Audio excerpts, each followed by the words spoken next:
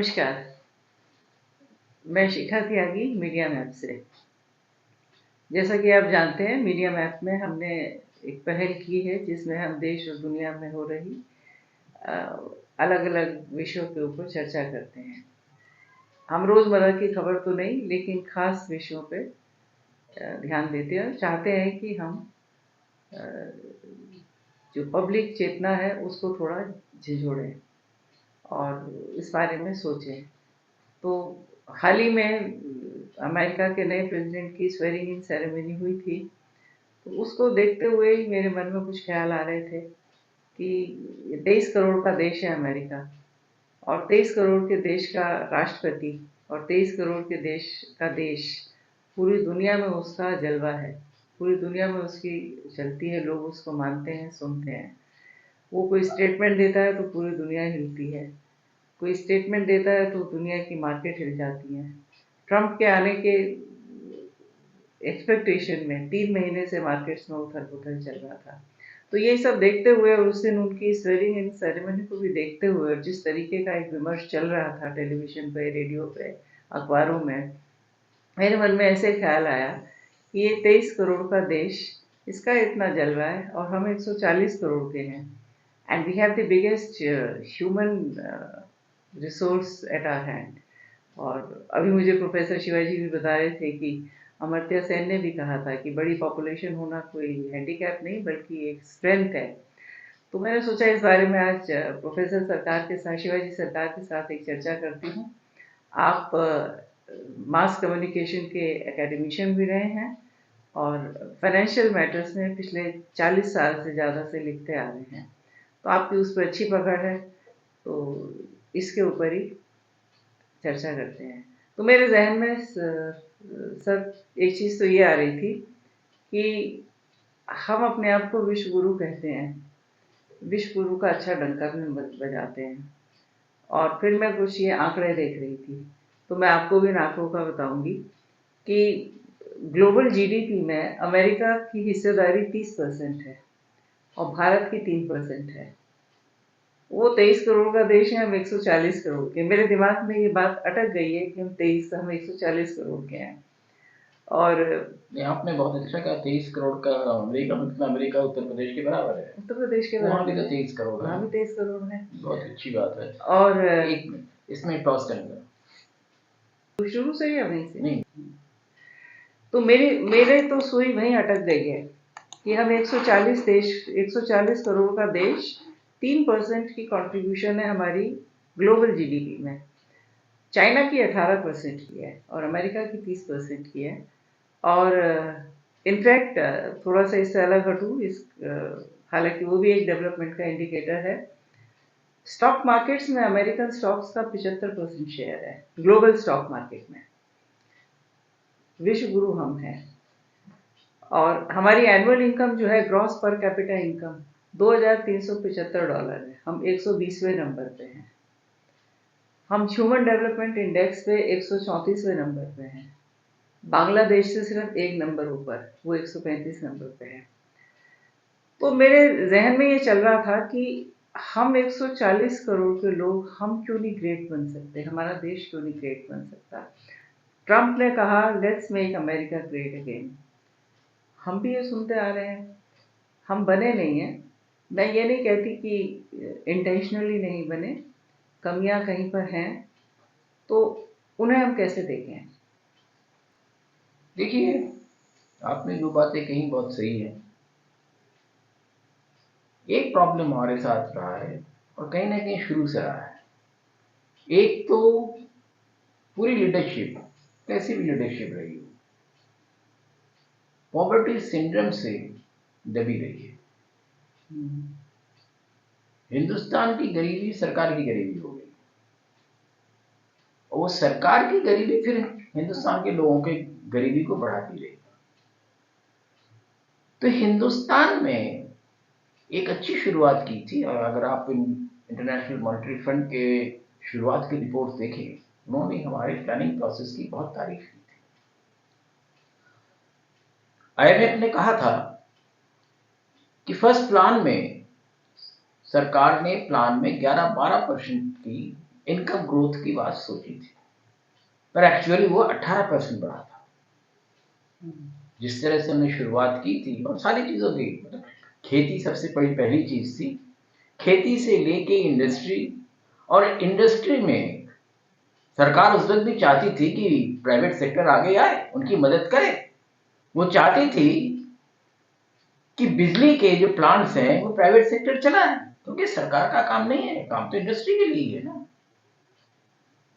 वो चाहती थी कि सरकार की सड़कें वो बनाए, कई इंफ्रास्ट्रक्चर की चीजें उनको देने के लिए पहले हमारे जो प्राइम मिनिस्टर थे पंडित जवाहरलाल नेहरू, उन्होंने उनको ऑफर किया, इंडस्ट्री ने रिफ्यूज कर दिया।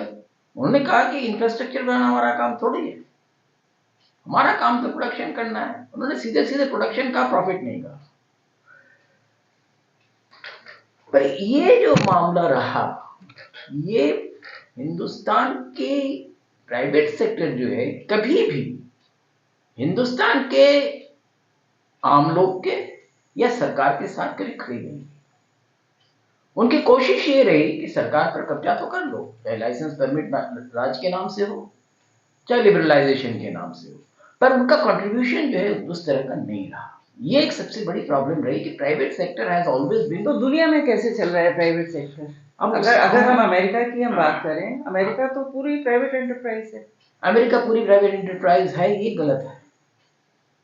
लोग यही सोचते हैं कि अमेरिका पूरी प्राइवेट एंटरप्राइज है। अमेरिका पूरी प्राइवेट एंटरप्राइज नहीं है। अमेरिका का 40% जो है, इंडस्ट्री हो, इकोनॉमी हो, रिसर्च इंस्टीट्यूशंस हो, स्पेशलाइज नासा जैसे organisation, they are all in the public sector. हम बड़ी गलत सोचते हैं, पर हाँ, वहां पे 1960 से थोड़ा उससे पहले से ही वहां की जो आम जनता है, वहां के जो रिसर्च इंस्टीट्यूशंस है, वहां के जो एकेडमिशिया है, वो लगातार ये बात कहती रही कि कंपनीज जो हैं वो सिर्फ प्रॉफिट्स कमाना चाहती है, और कंपनी तरह तरह की गड़बड़ियां करती है। स्टडीज है, नंबर ऑफ स्टडीज है, हंड्रेड्स ऑफ स्टडीज है। अमेरिकन पब्लिक और मल्टीनेशनल कॉर्पोरेशंस के बीच में एक बहुत बड़ी खाई हर वक्त रही है, और उन्होंने कभी भी मल्टीनेशनल कॉर्पोरेशंस को उन्होंने सपोर्ट नहीं किया है। और इसीलिए अमेरिकन लॉ में anti trust law, anti trust law का मतलब है मोनोपोलीज लॉ, जो है बहुत स्ट्रॉन्ग है। कोई भी एंटी ट्रस्ट लॉ के हिसाब से, देखिए मैं एक बहुत छोटा सा इंस्टांस देता हूँ, कई हैं, रिसेंट भी कुछ है, पर मैं सिर्फ एक ही बताता हूँ। अर्ली 90s में अमेरिका ने मल्टीनेशनल कंपनी थी AT&T, शिकागो, चिली में भी वो काम करती थी, उनके जरिए वहां कू करवाया। You can understand how powerful the company was. और जब वो काम हो गया 3-4 साल के अंदर, एंटी ट्रस्ट लॉ लगा के AT&T के उन्होंने 3 हिस्से कर दिए। एज पर वेरियस उन्होंने जो लॉज है उसको इंप्लीमेंट किया, और AT&T के जो बिगेस्ट टेलीफोन कंपनी भी थी, उन्होंने उसके 3 टुकड़े कर दिए, और जिसका एक हिस्सा जो है वो सोनी ने खरीद लिया था। तो this is how they function as a government. हम वो नहीं करते हैं। हमने क्या किया, हम कहाँ पे, हमारे से कहाँ पे चूक हो रही है? हम तो पीछे भी जाते जा रहे हैं। 80 करोड़ लोग तो राशन पे, हमारे फ्री राशन पर है। हमें प्राइवेट सेक्टर प्रमोट करना चाहिए, प्राइवेट सेक्टर को आगे बढ़ना चाहिए, प्राइवेट सेक्टर को किसी भी चीज को मोनोपोलाइज नहीं होने देना चाहिए। उनके पास जो है मोनोपोलीज नहीं होनी चाहिए। ये कोई लेफ्टिस्ट थिंकिंग नहीं है, ये कैपिटलिस्ट थिंकिंग है, अमेरिका की थिंकिंग है।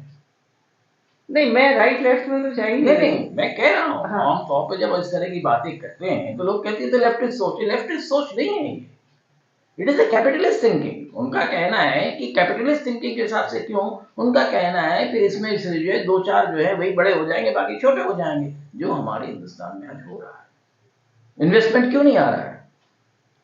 आप किसी भी बड़े जो उद्योगपति है उनसे बात करके देखिए, हम कहें आपके पास पैसे तो हैं, आप इन्वेस्ट क्यों नहीं करते हैं? आप वो उनका जवाब होगा क्यों हम इन्वेस्ट करें?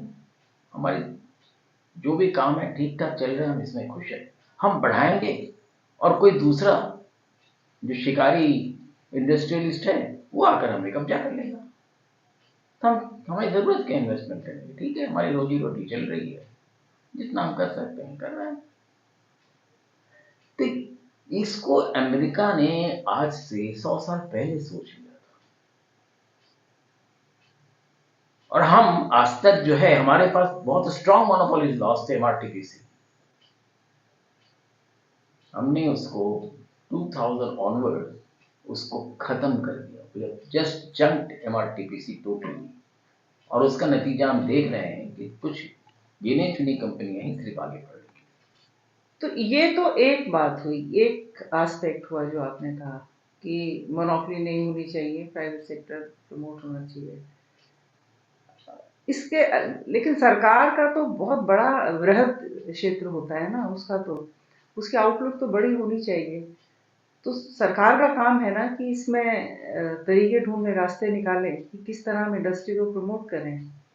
अब जो हम देखते हैं कि 80 करोड़ लोग तो फ्री राशन पे रह रहे हैं और सरकार को जरूरत। इस सवाल पे हम बाद में आते हैं। सिर्फ आपका जो पहला सवाल एस्पेक्ट है उसका मैं देता हूँ। देखिए, सरकार में 50 से 60 के दशक में जो लोग रहे, बल्कि 70 के दशक तक आप कह लीजिए, उनमें एक विजन था, उनमें एक कॉन्सेप्ट था। क्या विजन था? कि मुल्क को अच्छा बनाना है।